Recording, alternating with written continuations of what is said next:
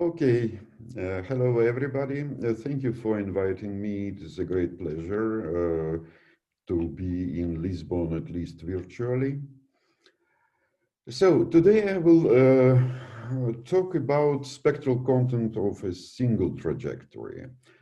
It's some project which we ran for the last 2 years and made some advancement in this thing. I believe we have already some good understanding in this Fourier type transforms of single trajectory data.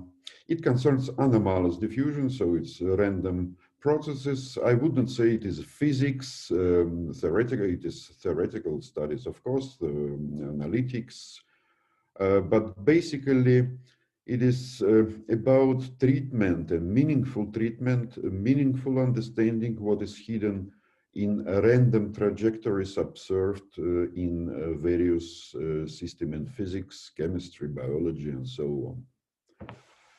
So, just to ease you a little bit listening, let me just succinctly formulate the problem.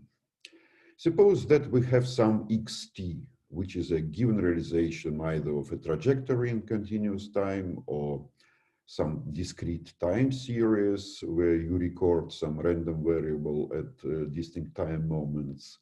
And in general, it is a stochastic process, and most of interest of us, of course, it is when it is anomalous, not standard diffusion.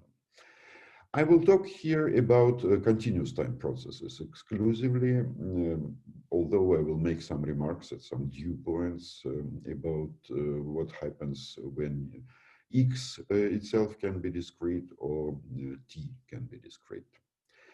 So, given such a stochastic process, a meaningful characteristic of it is its power spectral density.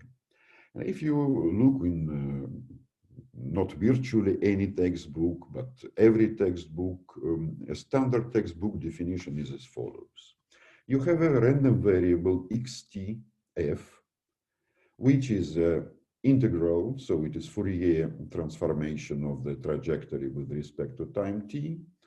Then you take an absolute value because you have square root of -1 here, it is I, square it, divide by time, and then plug it to another equation. So you average this random variable over all possible trajectories, and then go to the limit observation time t goes to infinity. So what should be emphasized here? So textbook property, spectral density, it is an ensemble average property, and it is taken in the limit of an infinitely long observation time. In experiments or in simulations, of course, it's not possible to have an infinitely long observation time, which already gives you some problems with this standard definition. And second thing that in experiments, of course, it is not always possible to have a big enough statistical sample. You cannot sample all possible realizations of such a process. And so what I will concentrate here, it is statistical properties of this random variable STF, which is given here. It is a realization-dependent random variable, or better to say that it is a functional of the process xt, parameterized by frequency of in the transformation, and also by finite observation time. So, and of course, speaking about statistical properties, most general information is encoded usually in the distribution function of this random variable. So my scenario will be that I will focus first on the characteristic or moment generating function of this random variable, and then reconstruct the full probability distribution function. And we'll see what kind of information can be squeezed out of these properties. There was actually another motivation for such an analysis. Once we note on some paper in 2013 by Matthias Weiss from University of Bayreuth. He's a very good experimentalist. I know him personally for many years. It is a very thorough, very reliable, very good experimentalist. And so in this work, he looked on the spectral densities in the standard way defined, but random variable. And, so for several situations. So on panel A, he looked on the experimental data for standard Brownian motion of a polystyrene bead in sucrose. It is in blue. And anomalous diffusion in viscose dextran solution. It is a black curve. And he plotted so the spectral density, which is only partially averaged. He collected only 3 trajectories and averaged over 3 trajectories. So blue data was shown to have a spectrum 1 over frequency squared. And it is what we expect and know for usual Brownian motion, so it's pretty consistent. And second, in the dextran solution, he has seen a spectrum which deviates from 2, it is slightly less, so it was 1.7. Then on panel B, it is the same day. It is also the analysis of a power spectral density, but now it is for simulations. And in blue, it's standard Brownian motion or lattice random walk.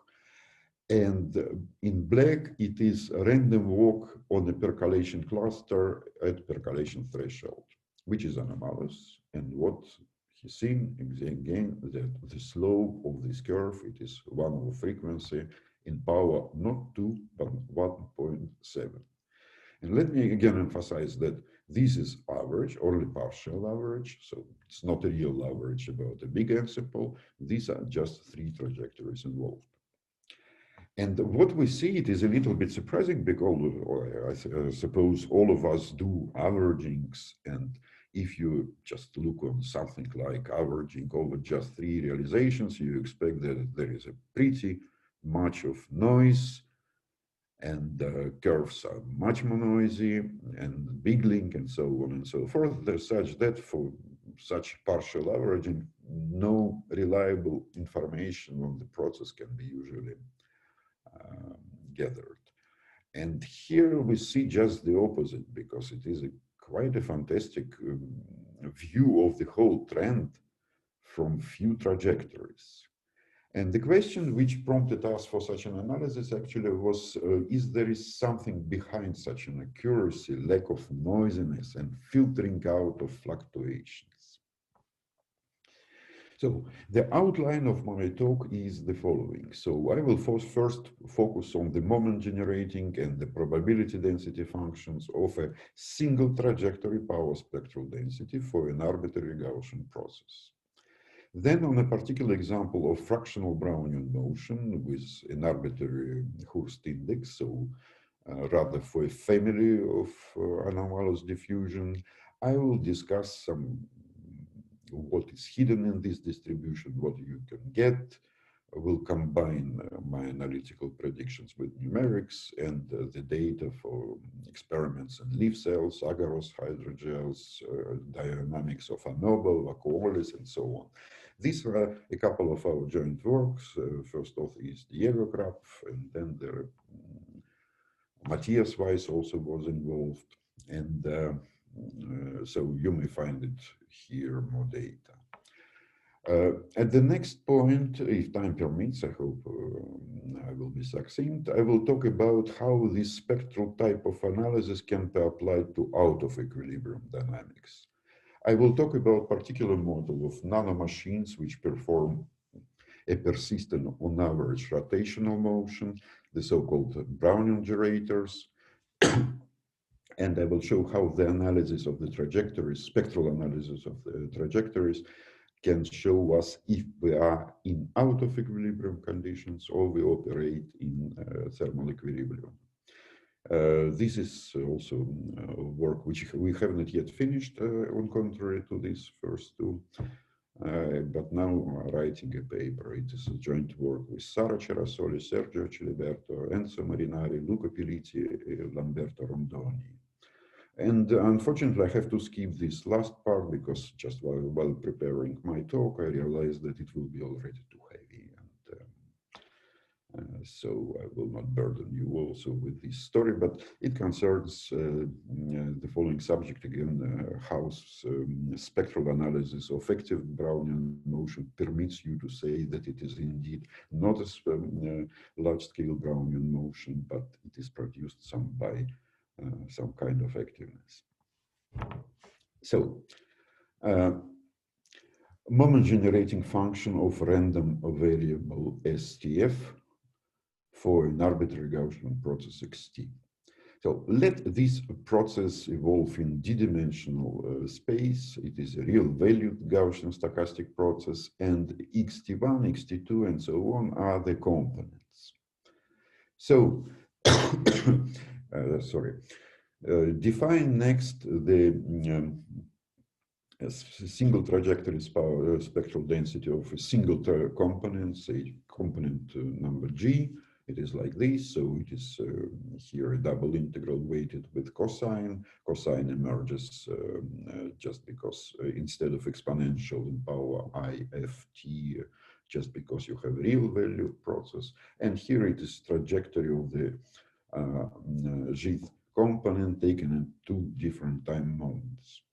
So the following assertion states that is valid, that if all the components are statistically independent of each other, then the moment generating function, which is the following functional here, so it is exponential minus some parameter lambda, which is greater or equal to 0. Here is the sum of all components, averaged over all possible trajectories, is given by the following expression, which looks pretty simple. So here, MTF, it is the first moment of a single trajectory PSD, so it is a standard like textbook PSD, except for that we fix T, we not necessarily say that it should go to infinity. And sigma squared, it is a variance of a single trajectory PSD. It is a property which already goes beyond standard analysis. So what we observe actually is that here, like the parental process, which is Gaussian, and it is entirely defined by its first two moments, the moment generating function of a single trajectory PSD is also entirely defined by the first two moments. And finally, let me say that if these components are statistically dependent on each other, of course, this does not hold. And we have to restrict just to the analysis of a single component. And then you have to put k equal to 1 in this expression. So, by merely inverting the Laplace transform with respect to the parameter lambda, we get the following exact expression for the PDF. Here, n is a normalization, then you have some power law, so a variable s in power k minus 1 over 2. It is constant, just 1 if k is equal to 1, otherwise it goes to 0. Then it is an exponential function, and then you have a Bessel function, modified Bessel function of order k minus 1 over 2, and here the argument is like this. Here, MTF, it is what I already told you. It is first moment, while gamma, it is a very important property, which is called the coefficient of variation. And this coefficient of variation of the distribution P is just the ratio of standard deviation over the first moment. So it is also commonly quoted as noise to mean ratio. So the shape of the distribution you can surmise quite easily. So if k equal to 1, then this thing does not exist, and this is a monotonically decreasing function for all s. If k is bigger than 1, then it is this thing ensures that for s equal to 0, this term vanishes, and so such that the distribution is equal to 0 at this at s0. But the right tail, so big S tail, is always exponential. And let me again emphasize that it is this form of PDF is of course specific to continuous space and time settings, and in this discrete space you have some periodic functions emerges. The situation is more complicated, but it is well discussed in our first paper in NJP in 2018. So, in what follows, I will concentrate first on what is a gamma f and how it looks explicitly for fractional Brownian motion. I will show that it contains a very important information and permits us to distinguish if we deal with subdiffusion, diffusion, normal diffusion, or anomalously superdiffusion. And then I will turn to the analysis of first moment and will show also what kind of information we can gain out of the knowledge of this property. So if you will turn interested in this subject, so I will say that apart of fractional Brownian motion, we have a couple of other works with Vittorio Spazzini as the first author, which deals with such kind of analysis for random diffusivity models and also scaled Brownian motion. Do you have any questions before I proceed? Miko? No. So okay. You can go. Okay. Let me remind you first what is the so-called fractional Brownian motion. So fractional Brownian motion xt is a Gaussian process with zero mean and the covariance function which has the following form. So the mean of the product of the position of the trajectory taken in two different times model is the following construction. So d here is the proportionality factor. H is the so-called Hurst index, which is a real number between 0 and 1. If you plug here h equal to 1/2, you will see that it becomes a covariance function of standard Brownian motion, in which case the increments are decorrelated. If h is not 1/2, you have the increments correlated. For h bigger than 1/2, you have superdiffusion, which with the persistence, such that if you make an increasing step, it is most likely that on the next step you will keep on going, increasing the value of h, and vice versa for the case h less than 1/2. In which case, if you do an increasing step, then it's most likely that you do a decreasing step in the next step. You can also just see whether it is subdiffusion, superdiffusion, just putting T1 equal to T2, this term vanishes, and what you have here for the mean square displacement, it is just d in power, d times t in power to h. So again, h less than 1/2, it is subdiffusion, and h bigger than 1/2, it is superdiffusion. I would like to emphasize also before I proceed that it is quite, it is well documented that, sorry, that several systems in physics and biology exhibit this kind of emotion, which is has very large temporal correlations. It's primarily dynamics in viscous, elastic media, or either, for instance, the most easy example, it is just if you have a very long polymer chain and you make a fluorescent mark on one of its beads, then you follow the trajectories.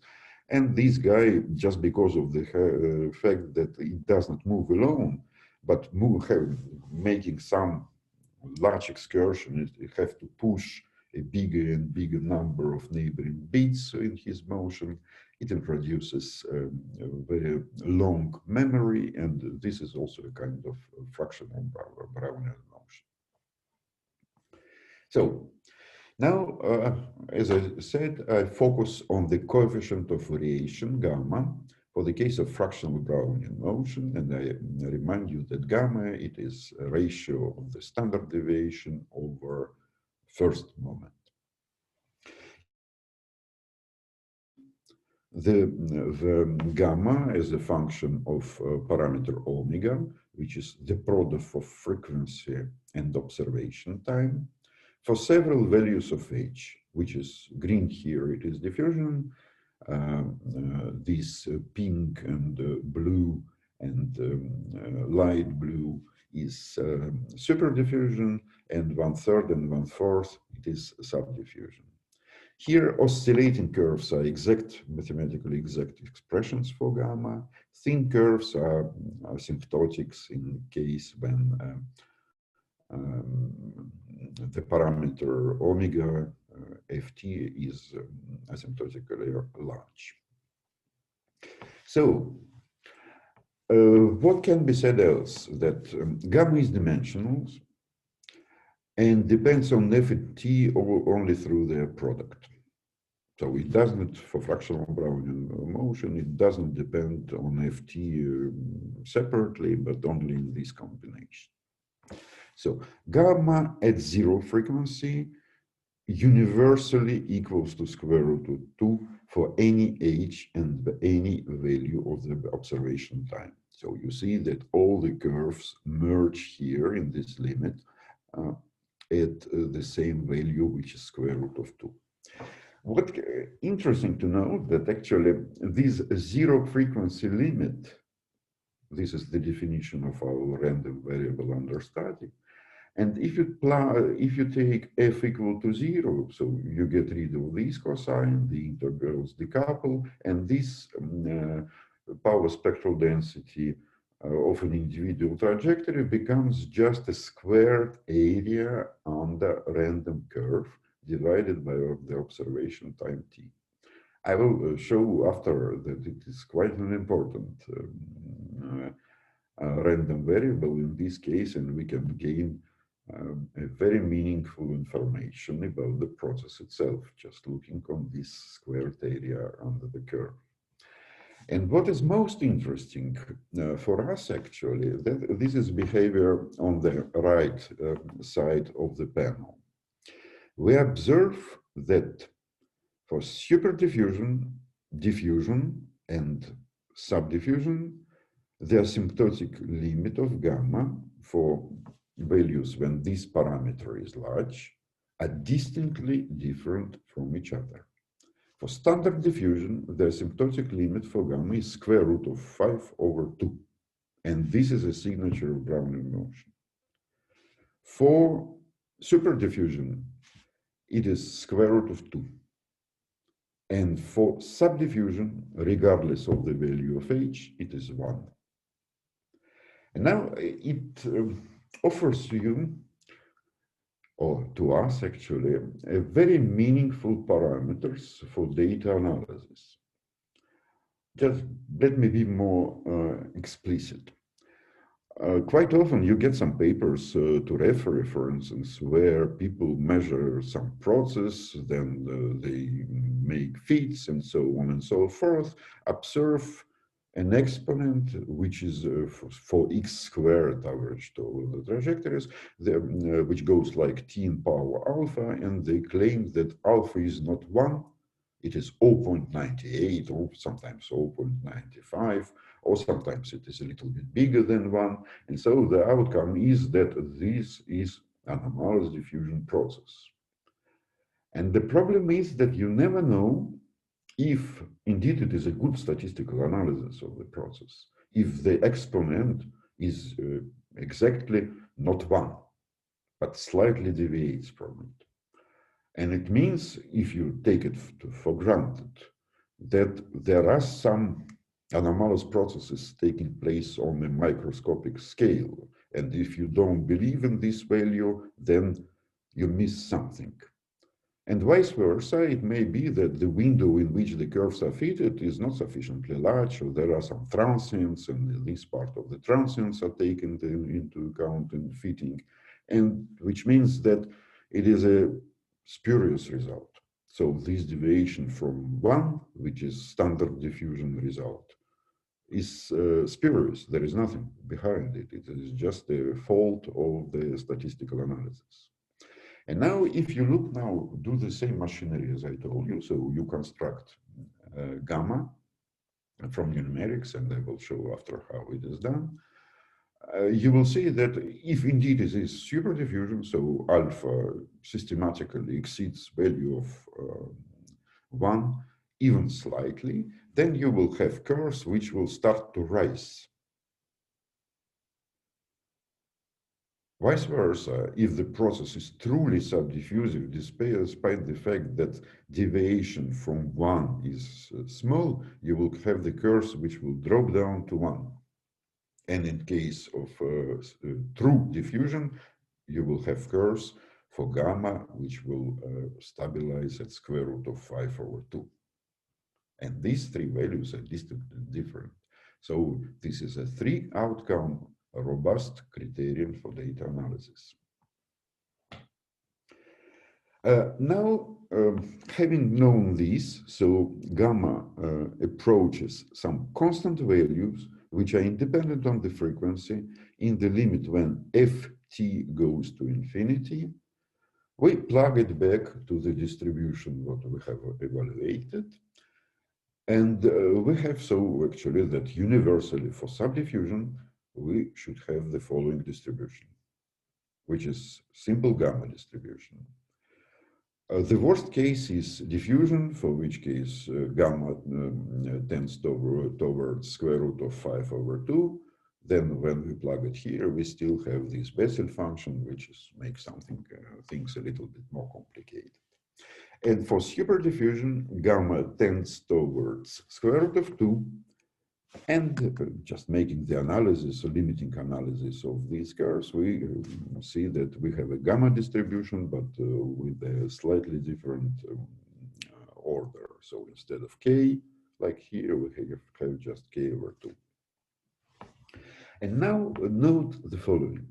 So in these distributions, the variable s shows always as s divided by the first moment.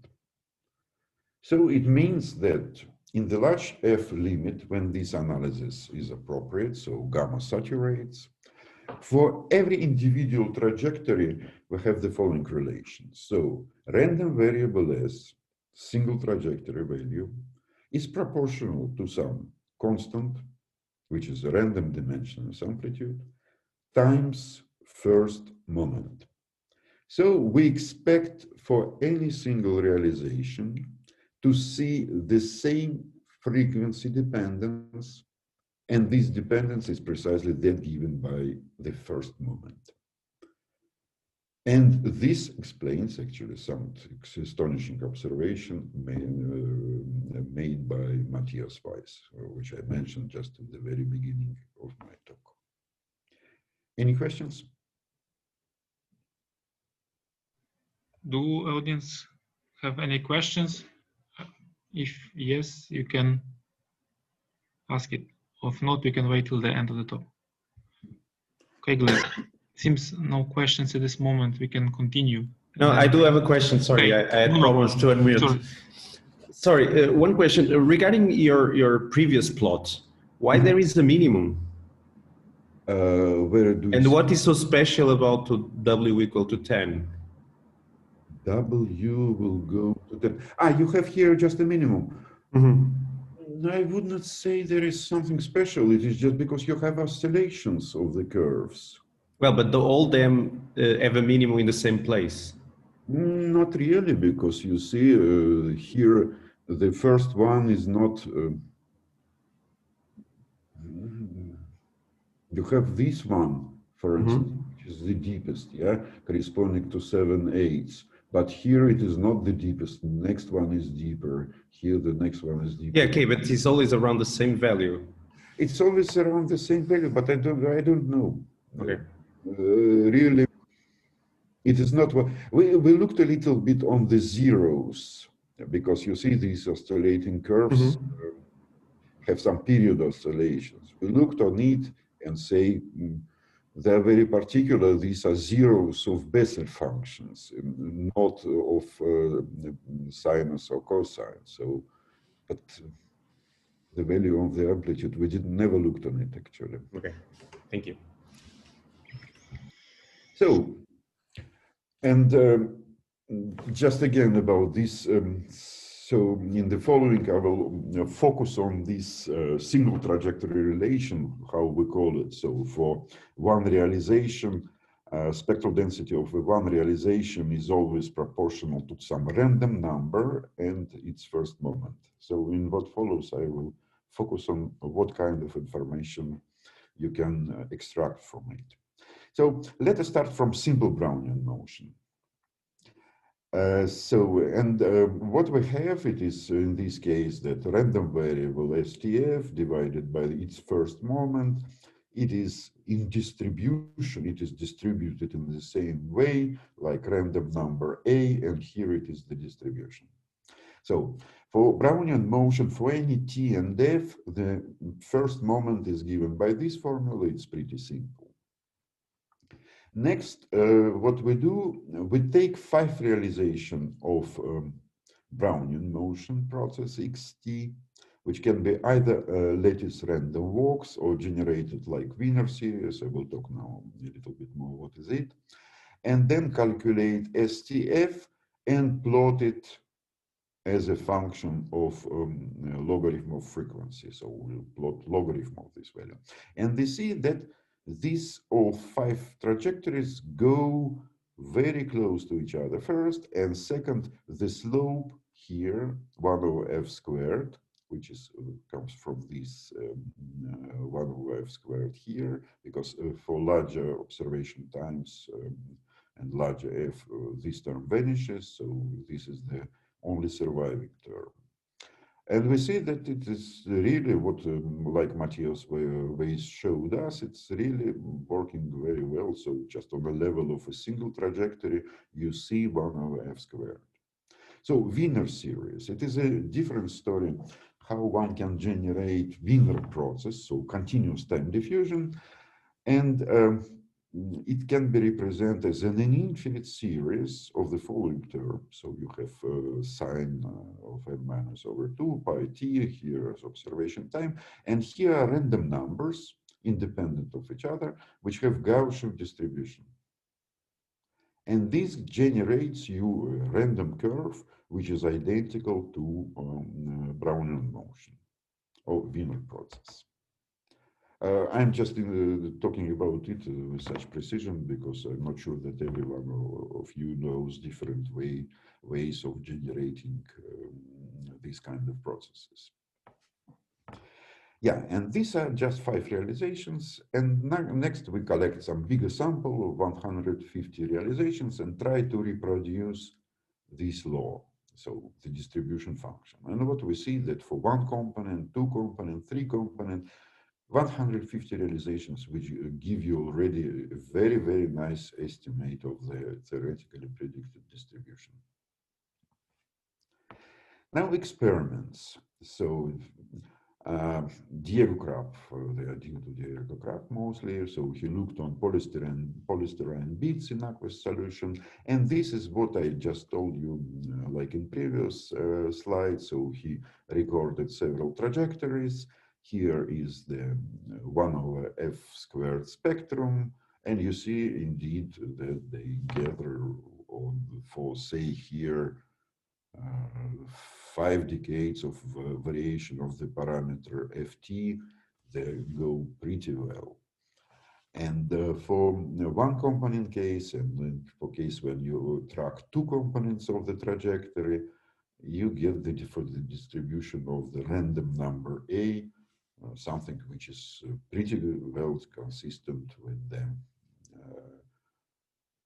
our theoretical prediction. Now we make a distinct step further and go to FBM, which is a Gaussian process, but it has anomalous increments and it is anomalous. So first, let us look on the case of subdiffusion when h is less than 1/2. Here, just for your convenience, I plot such a property as R, which is first moment or for subdiffusion case versus parameter omega, which is ft, and a little bit reduced by multiplying it by frequency in power 2h plus 1 and dividing by 2d. Now, I will let you know why we multiply by this and divide by this. So the expression exact in the limit of large frequency for first moment of spectral density of fractional moment in the limit of large velocities and h less than 1/2 is given by the following expression here. You have a term, leading term, which behaves like 1 over frequency in power 2h plus 1, so it depends on h. And then there is a correction terms which have the frequency dependence like Brownian motion, but it has time in some power 1 minus 2h. So this thing is bigger than 0. And for large times, this is sub-leading term, which you can skip. Now, what we plot here, again, oscillatory curves are exact forms of MT for 3 values of h, 1/4, 1/8, and 1/16 from top to bottom. Solid black curves, these are leading large f asymptotical behavior given by the first term. And you see that it saturates at a constant quite rapidly already for omega of order 10 and power 2. You don't see this wiggling around, so it works first. Now, coming back to the single trajectory relation, which states that in distribution, random variable STF divided by its first moment should be distributed like random number A, which has the following gamma distribution. Now, this relation states that looking in principle on the large frequency behavior, which is given by this term, which depends on h, you can extract from single trajectory data the value of h. Yeah. Okay, superdiffusion.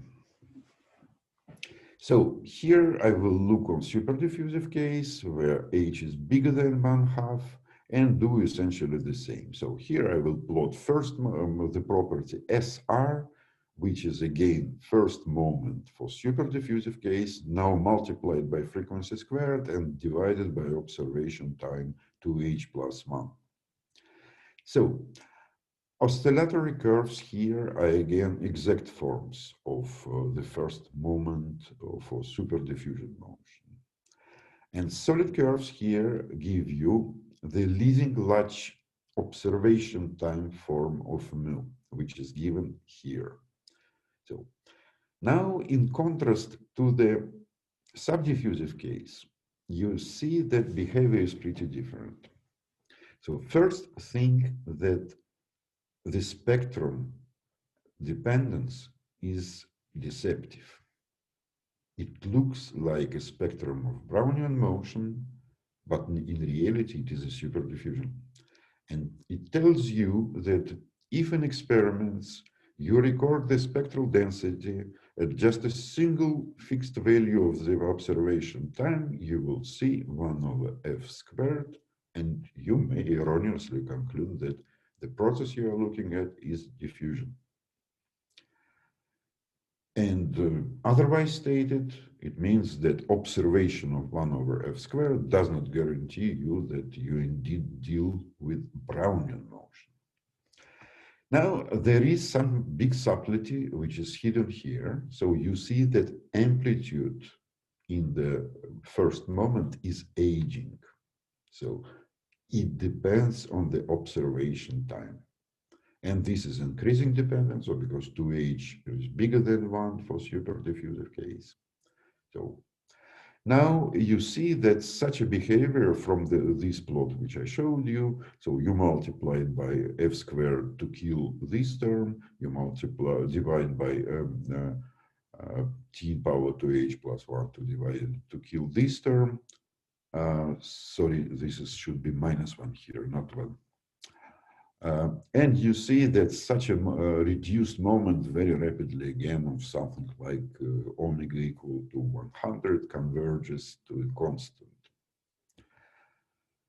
Yeah, and now if you want to extract by this single trajectory relation to extract from single trajectory data on age, you should just look at, instead of the spectral dependence, you should have look on aging properties of the process.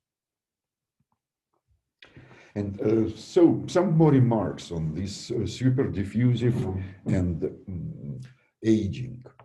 So in principle, it seems that this such a construction that you have a observation time dependent amplitude and it is divided by frequency squared, it seems to be a generic feature of any superdiffusion Gaussian process.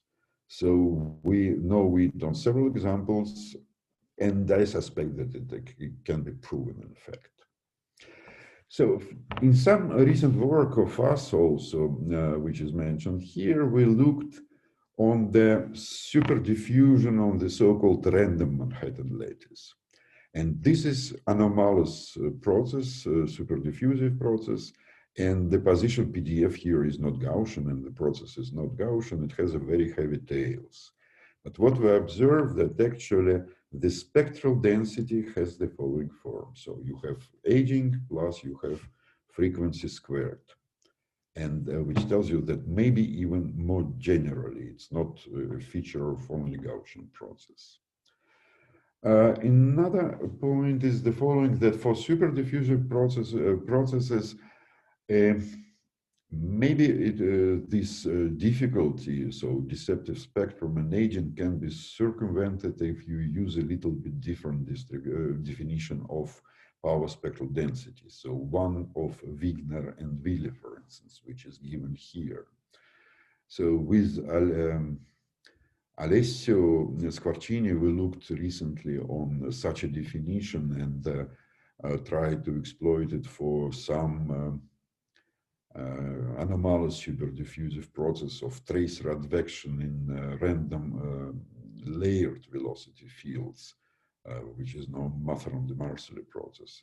And we have shown that on contrary to standard definition, such a property exists in the T going to infinity limit, which gives you some kind of a very strange anomalous spectrum with the exponent bigger than 2.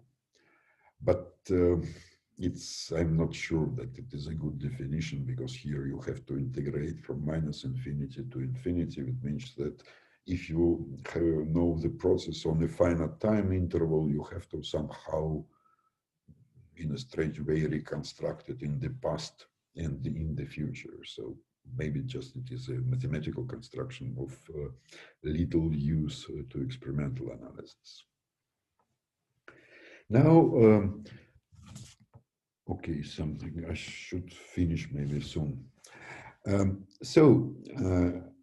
Coming back to the areas under random curves. So it is value of power spectral density at 0 frequency. As I told you, that all curves, regardless of the value of h, for gamma, they give you a value square root of 2. Yes. If you remember the left side of the figure for gamma, it means that you are always somehow in the superdiffusive form of the distribution in the single trajectory relation. So the distribution of B or of this ratio is given by this formula. It is characterized only by mu, and mu universally for any h is an increasing function of the observation time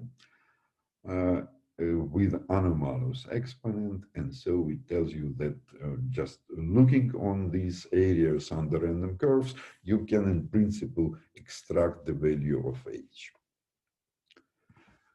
So we check now numerically all our predictions.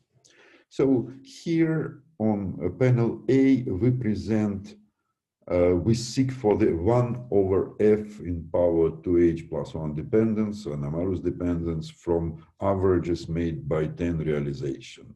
So for h equal 1/2, 1/4, 1/5, 1/3, and 0.42, you see the change of the slope. The average 10 realization is not big, so it is some kind of a single trajectory data, and you see that visibly there is a change in the slope, such that in principle, if you observe some anomalous process, you can, making single trajectory, anomalous subdiffusive process, making analysis of its slope in the frequency dependence, you can deduce accurately the value of the anomalous diffusion exponent.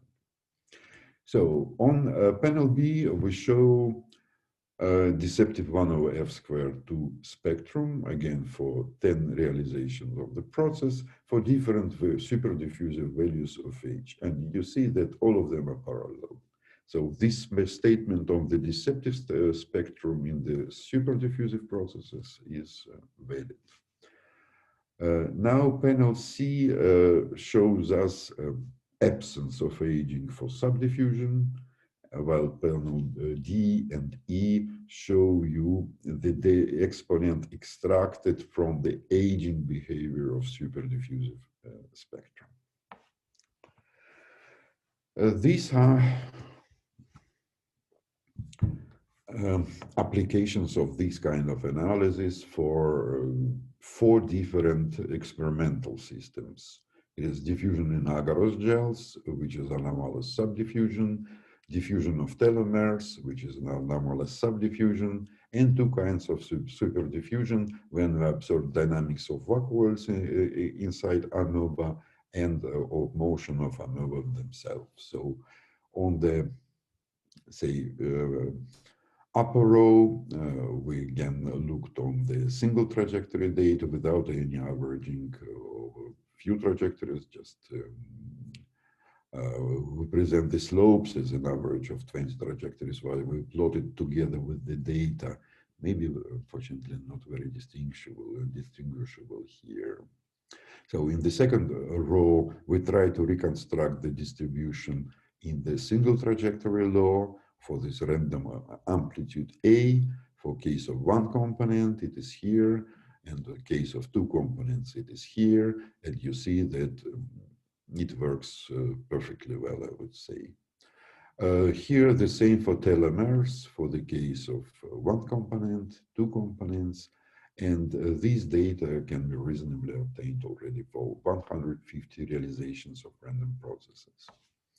So the case of vacuoles, one of the, we see that 1 component case is more or less fine, but 2 component case, there is some distinction. So we don't know actually, because dynamics of vacuoles is in fact a little bit more complicated if you look on the correlation function, because they become a kind of fractional Brownian motion process for larger values of t and larger intervals between 2 time variables. But for short time intervals, there are some strange dips which may be just affecting our data.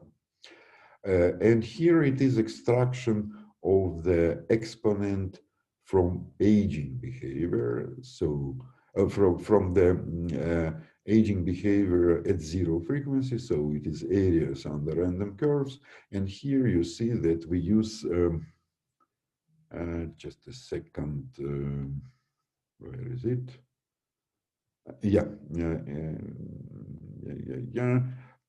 It is only for 20 trajectories for each experimental system, and you see the convergence to our predictions is pretty good, and you can extract age reliably well also from this data.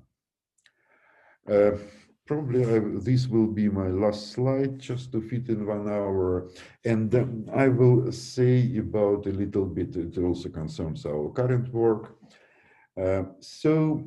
If we look on gamma, here the oscillating curves and solid curves are what I told you about. The solid curves are large omega asymptotics, oscillating curves are exact results, and here symbols are numerical data which we get. So here averaging is performed in numerics for 10 in power 4 trajectories, so 10,000 trajectories, and you see a very good agreement in fact.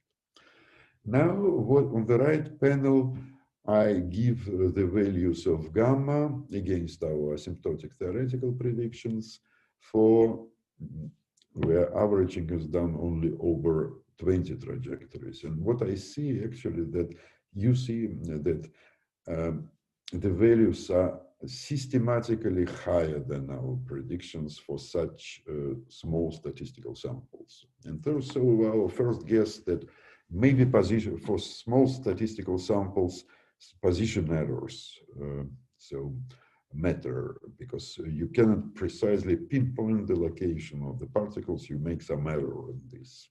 And the answer is no. And what happens actually here that you look on this value of gamma. Yeah, I recall you that it is standard deviation over first moment. And it appears that actually when you construct the first moment, it is not supported by typical realizations, but rare atypical realizations. And in small samples, you don't encounter these rare atypical trajectories. And it means that in this, while dealing with small statistical samples, in place of the first moment, you have to put a typical value of the power spectral density, which is exponentiated average logarithm. And logarithm is a good filter, and it rules out and it does not count atypical realization because they have a very small statistical weight. You may calculate exactly this typical value of the density. It is given by this formula here, where C is the Euler-Mascheroni constant, and just inspecting the value of this thing, it is always less than 1, such that this typical value is always less than 1, which means that you have here something which is less than mu, and you raise gamma typical. And this is precisely what we're doing now, and also with the good amount of experimentalists. It is how one should deal with small statistical samples. So let me, I will not talk about out of equilibrium then, skip conclusions, which are more or less evident. So let me acknowledge again my co-authors in this projects, and thank you for your kind attention. Thank you, Gleb, for this nice talk.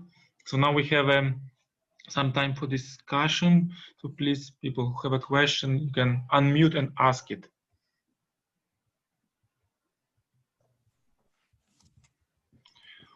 Okay, I have one question, Miko. Go ahead.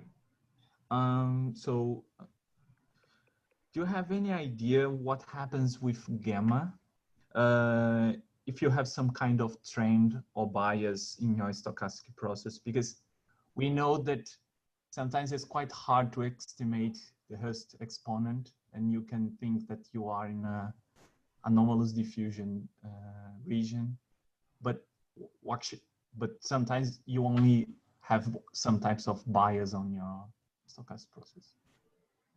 No, we didn't look. We looked as yet only on the centered processes where the first moment of the process itself has zero mean. We didn't look as yet on the processes which experience some kind of a bias. Okay. Are there any more questions? So maybe I ask one question. You mentioned that you made some analysis for this active Brownian motion or active particles. So are there some specifics which you would like to tell? Gamma behaves very differently. So despite the fact that active Brownian motion becomes diffusion on large time scales, gamma for this process looks very different from standard diffusive motion. And what is the value, if you can reveal us this? It depends actually on several parameters. It's not square root of 5/2 for large values of omega. It's not universal, and it is dependent on some parameters which you introduce into the model. Okay, thank you. Does he have more questions? I do have a question related to what you just said. When you have a active Brownian motion, as you said, you recover diffusion for very long times asymptotically. Yes.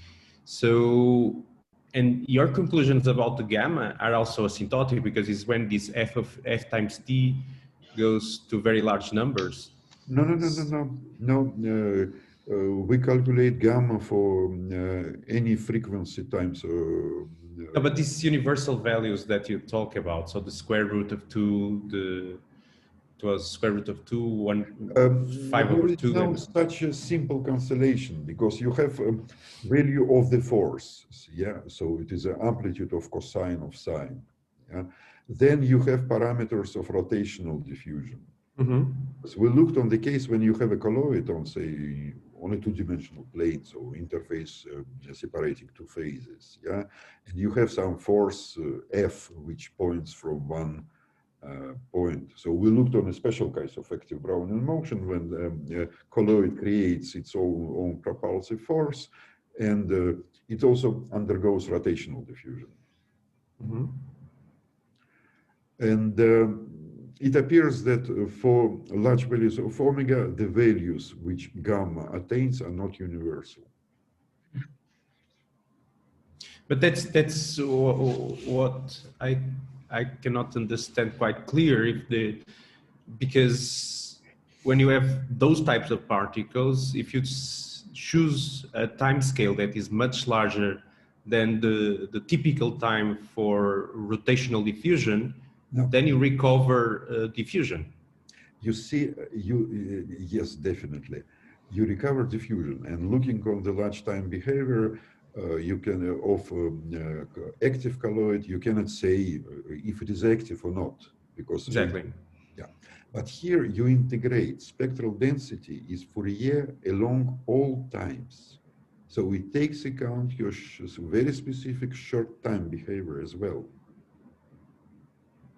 And so, okay, but based on the same argument, why shouldn't any persistent random walk that, you know, even if I solve the Langevin equations for a problem of a random walk, it will strongly depend, what happens in the short time will depend on the initial conditions.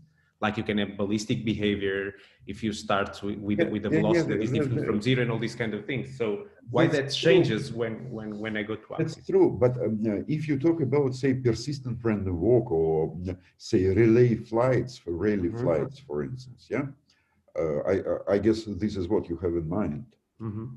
They're constructed a little bit different because what we have here is something like not even Langevin equation. In the simplest case, we have this problem of computer vision, which goes like x dot equals, say, f cosine of rotational Brownian motion, y dot equals f sine of rotational Brownian motion. Mm-hmm. And rotational Brownian motion itself, it is a continuous process. So yes, indeed, it looks like run and tumble, but it is not. But along the trajectories already, this Brownian motion, rotational Brownian motion, moves continuously. So it is a little bit different. And what I am talking is precisely this model with continuous variation. So on large scale, yes, indeed, it looks pretty much like Rayleigh flights, but in fine details, it is not. Thank you. Okay, thank you. So are there any further questions? No. If not, then I would like to thank in name of everyone for Gleb's nice talk, and thank you for attending it. Thank you, Gleb. Thank you for listening. Bye-bye, Gleb. Bye-bye. Hope to see you soon.